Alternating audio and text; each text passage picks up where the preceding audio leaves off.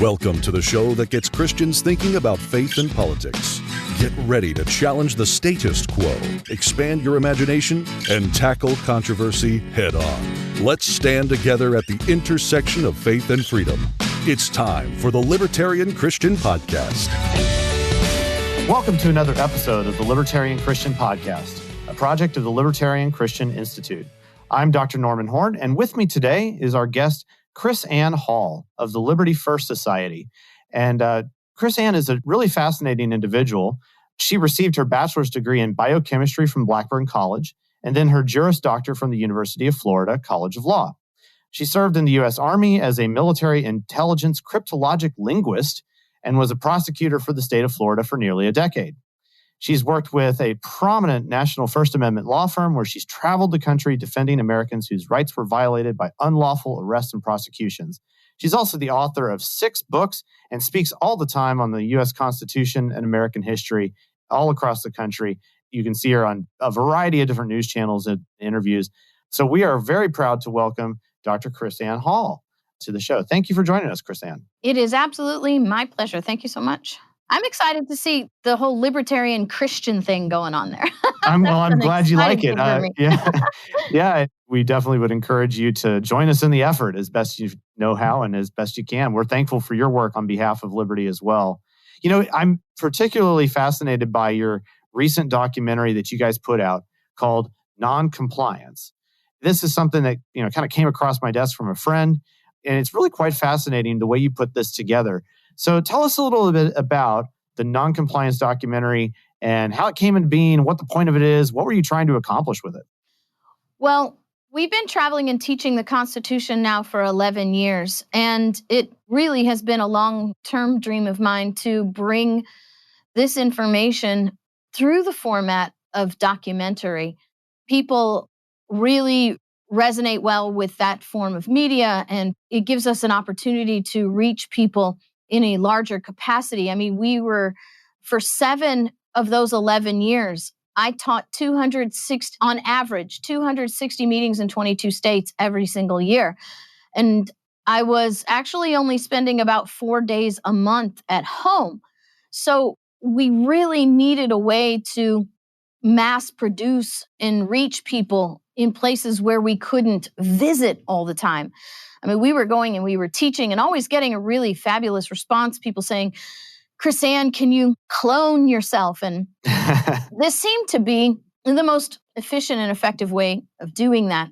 And then, because we teach many principles, concepts of the Constitution, American history, this concept, this principle of noncompliance, peaceful noncompliance, as it has been sewn into the fabric of our constitutional republic as the strongest check and balance of government that is not complying with the Constitution, that is not respecting the limited consent of power by the people.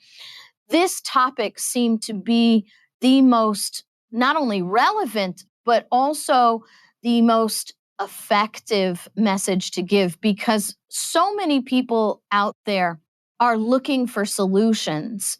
And so this is actually a solution that goes back to the hands of the people. You don't have to elect a political savior for it. You don't have to wait for somebody to do something for you. You don't have to trust in government for it. It's actually a power in the hands of a single person, and more effectively in a group of people. So you don't have to have a majority who are with you. Historically, and you've seen the movie NonCompliant, we show that studies have shown that less than 3.5% of the population is needed for a successful change in society through peaceful noncompliance. And that's a really kind of fascinating thing to consider, that you talk about in the video about periods of monumental change happen when one person stands up. Right. And first thing I thought about is like, man, is she proposing like a great man theory of history here? And then I realized, not really. Because what you're really getting at is kind of almost a praxeological argument here, that all action does start with individuals. And that's, I think, a really important thing to realize, is that there is not a manner of correction that is required that involves just getting the whole bunch of people to vote Right. and changing the world that way. Like, it starts with each one of us. Right, exactly. And it's a matter of human nature that's unfortunately unavoidable. When people get comfortable, they get addicted to their comfort. So whatever Oh, yeah. form of comfort that may be. And what really needs to happen is somebody, and this is not a great man theory, it's an individual it's an individual application. Yeah. By human nature, when we get comfortable, as Jefferson wrote in the Declaration of Independence, that people will suffer evil as long as evil is sufferable. And that's because we get comfortable in that evil. We know the evil we know is better than the unknown. And so what it really takes throughout history is one person within a small group. Now, I mean, not like the leader of the universe kind of one person, but one person within a small group to possess the knowledge and the virtue to be the one to say it's worth stepping out of the comfort zone. And then when people see that person standing, others stand with them. It's an unavoidable truth of human nature. So much so, Samuel Adams said this. He said, "No people will tamely surrender their liberties nor be easily subdued when knowledge is diffused and virtue is preserved." He said, on the contrary, when the people become universally ignorant and debauched in their manners, they will sink underneath their own weight without the aid of foreign invaders. Yeah, And so absolutely. we have to be the people possessing of the knowledge so that the virtue within us will give us the strength to stand. That's what we do in noncompliance. When I mentioned that peaceful noncompliance as a powerful check and balance on government has been sewn into the fabric of our constitutional republic, I mean that quite actually. Our founders began America through peaceful noncompliance. Our founders believed the ultimate responsibility in government was not benign rulers, but powerful people who ruled over government, not rulers who ruled over people. And in order to exercise that power of the people must be willing and knowledgeable to stand in peaceful noncompliance. Our whole constitutional republic was created so we wouldn't have to organize an armed rebellion against the king, but that we could exercise our assembly in peaceful noncompliance to steer, to control, and even to thwart government that is not listening or abiding by the Constitution. Yeah, it's a really interesting, kind of dichotomy between what is typically taught both in law schools and frankly just in general American history at this point, because people don't know much about the Constitution. People don't take the time to learn it. It was, if we want to be honest about it, there was like a huge awakening, you might say, with Ron Paul and the presidential campaigns of 2008 and 2012. But there's still so much work to do in this regard.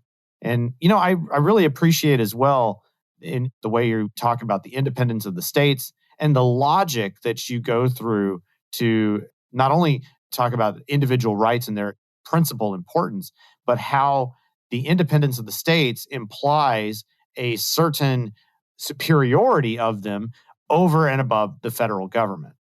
Tell us a little bit about that and how you kind of came to that with respect to the idea of compact versus contract and those sorts of legal principles. Well, it's important to understand something. I didn't come up with these things. These are not theories or postulations I developed on my own. These are actually the things that those who designed, who wrote, and ratified the Constitution themselves said. I sort of shake my head and laugh at the people who talk about the Constitution being a contract theory or the compact theory. It's an interesting deception because it's what our founders actually said it was. And so a compact is an agreement between governments. A contract is an agreement between people. Our Constitution is a compact because it is an agreement between the states that created the federal government. It is not an agreement between the people. The Constitution was not ratified by popular vote. It is an agreement between the states because it is the states as the representatives of the people that ratified the Constitution. Remember, the Constitution itself says we must have 3/4 of the states to ratify. And so in that aspect, it is a compact, an agreement between the states that created the Constitution, which created the federal government. That makes the states the creators of the federal government. And it makes the states the authority over the federal government. Now, our Constitution explains to us that when the federal government is working within its delegated power, specifically delegated power, by the way, the Constitution is not a document of can'ts, things you can't do. The Constitution is a document of cans, the things that the federal government is allowed to do. If it's not specifically enumerated as a power, it does not belong to the federal government. The federal government is not authorized to use that authority, that power. And so Article 6, Clause 2 of the Constitution explains that when the federal government is operating within that limited and defined authority delegated to it by the states, its laws are the supreme law of the land. They go along with the Constitution. They are supreme. However, as Article 6 says, the Constitution is the supreme law of the land, and the laws of the United States made in pursuance to the Constitution are the supreme law of the land. However, if the federal government creates a law, a regulation, an executive order, a Supreme Court opinion that is not consistent with the limited and defined authority delegated to it by the states, then that power is null and void because it lacks authority. It would be like me coming to your house and giving you a piece of paper that says you must now submit to my authority and give me all your furniture. Well, there's no legal basis for that piece of paper because you never consented to me to have that authority. The same thing would be the proper understanding of the federal government. The consent the people gave to the federal government was written down in the Constitution. Anything beyond the limited and defined authority is without the people's consent. It lacks authority. Alexander Hamilton said, it's void and of no force. James Wilson said, it has no force of law at all. James Madison even explains that it's the state's obligation to stand up to a federal government that's operating outside the limited and defined authority of the Constitution. So the authority of the state is superior to the federal government in that it created the federal government. It created its limited and defined authority.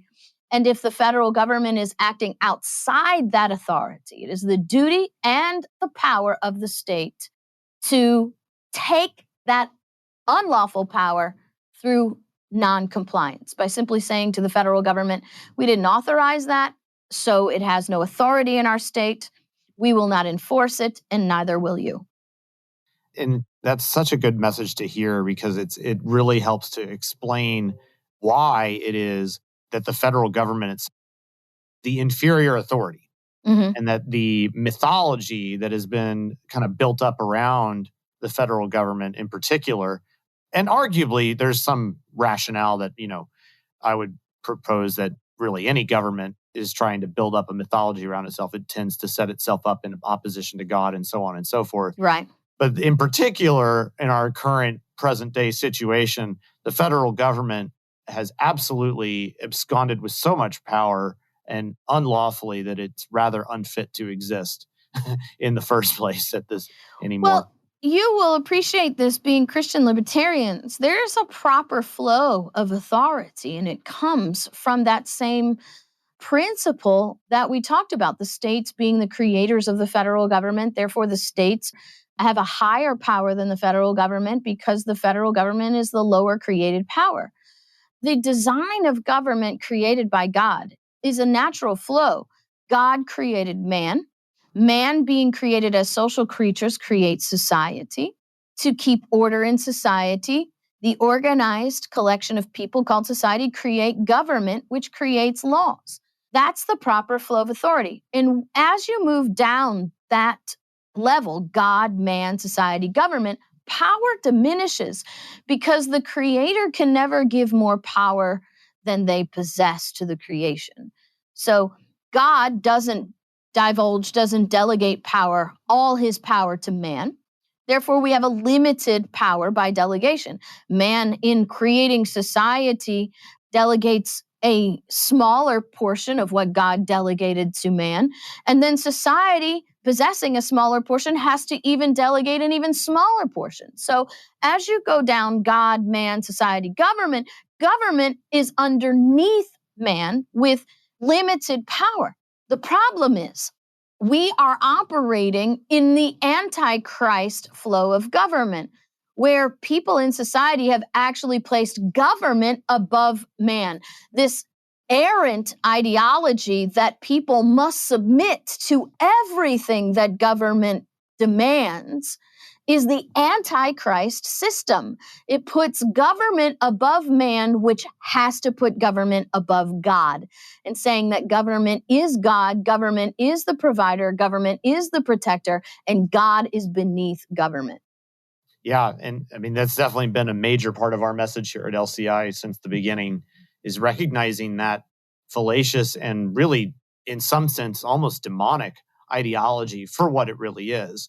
And it does result in the loss of prosperity, in disorder, not order, and ultimately in violence, chaos. And I mean, it's truly, people like to say, well, if you got what you want, it would just be anarchy or something like that, as if anarchy is the complete absence of order. But that's certainly not the case. In fact, quite the opposite, is that it is in fact in a state of a general state, not the government state, but in a state of the basic existence of man where we create order out of that. And that's then and only then do we have the capacity to consider, well, maybe we should have an institution that is able to have some measure of additional order here. Otherwise, you're setting yourself up in opposition to God's order. And that's actually, in my view, at least, that is in fact the story of the Tower of Babel.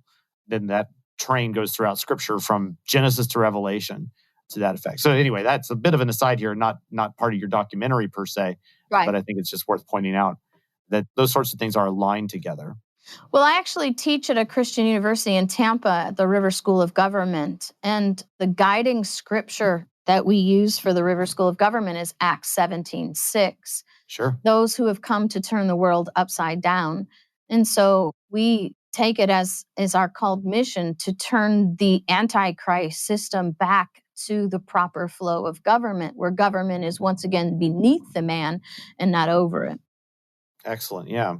Well, I wanted to point out as, going back to the documentary here, I love the way that you kind of highlight to people, and I have no idea where you filmed that originally, but I did note that, you put up a bit about the Texas Constitution, even in a slide. Now, being originally from Texas myself and having a particular interest in the Texas Constitution, I know, like you pointed out, that our state constitutions are actually pretty great. Yeah. And often protect the rights of the people even more so than the Bill of Rights. There's a particular fun little story here. I'll just give you the vignette. I mean, KrisAnne, do you recall about a decade or 12 years ago when Texas was trying to throw out the TSA? Yeah, I do. I actually use that as an illustration, actually. Oh, well, fun fact for you, KrisAnne. That plan that was executed by David Simpson, the representative, was actually the brainchild of him and me. Oh, congratulations. Yeah, that was a really goofy little idea. I actually had the idea while I was at a UT Austin football game on Thanksgiving Day. And just because I had recently met David Simpson. And it was awesome because when I met David, he gave me his phone number and we started talking a bit. And I came up with this idea. He thought it was great. So we wrote the bills together. It was fantastic. But at any rate, really the point is, guys, is that like your state constitutions, you can leverage. And you need to learn them because there's often so many good things you can gain from that. And you can weaponize this in some sense against the federal government. Yeah. And what's interesting is that the federal government knows this, but they don't want the people to know it. So if you look at the very act, just to go back to your example, the act that created the TSA had incorporated within its language that the states could take out the TSA out of the airports, was written into the law, and install private security. It was actually the TSA that violated the very law that created it when they threatened Texas to be a no-fly zone if they went forward with the legislation. I'm glad you used that language. That was my that was actually one of my little marketing twists that I threw on that at the last minute. That's great. Those were great times back in the day of really trying to practice nullification. And it made a difference in many respects, even though we didn't get everything we wanted, obviously. But, that brings up some kind of, I know we only have a few more minutes here, but I wanted to address something I thought was somewhat curious. And this goes to these examples of how to resist. In the documentary, you put forward 4 examples of people striking back, if you will, or resisting noncompliance against government authority. Now, the first one was about the sheriff who said the FDA was not going to be able to come into this state and do anything more to his people. And that one is definitely an example of nullification against the federal government. The next 3, though, I thought were interesting because even though the bulk of your presentation is about noncompliance against federal law and federal action, the next 3 examples were really about state actions. Mm-hmm. And what I wanted to kind of give you a chance, because I thought this was, obviously it wasn't wrong. I think it was absolutely right that they did what they did in these examples. But given that you spent a lot of time talking about the federal government, and these examples are more about the state governments, what do you have to say with regards to what about resisting just these states and their activities? Obviously, we need to be doing it. On what basis do you have for that? How would you explain that? You mean how do we use peaceful noncompliance as a check and balance on the state government as opposed to the federal government? Yeah, exactly. Absolutely, because the same principle applies. You see, the Constitution in the state, now remember the Constitution of the United States is an agreement between the states to create the federal government. The state constitution is an agreement between the people to create the state government. And so the Constitution in and of itself is a form of consent. It's a can-do document. It tells the state government, we will allow you to be our government on certain limited conditions. This particular enumeration of power is your only power. As a matter of fact, most, and I say most because I can't recall right off the top of my head. I've read every single state constitution, but I'm trying to remember, and I don't want to misspeak. I would say most, if not all, state constitutions make a reference to the power of government originating in the people. So all political authority is derived from the people. State constitutions will say that, which gives us the knowledge that the people are the authority over the state government.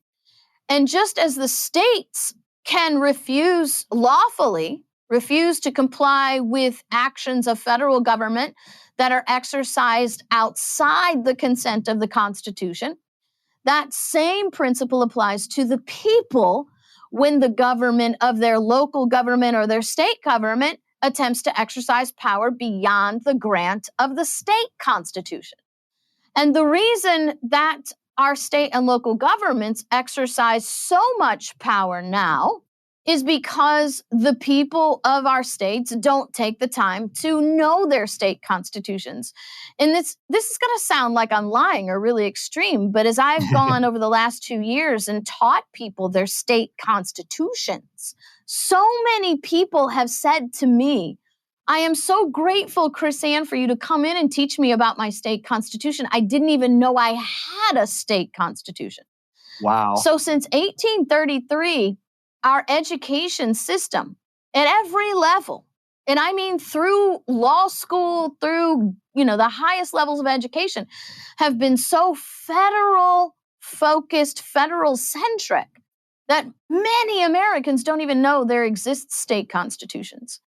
And so that's part of what we have to change in our understanding as a people. And peaceful noncompliance is the same powerful check and balance on state and local government that exists when the state governments engage in peaceful noncompliance to unauthorized federal actions.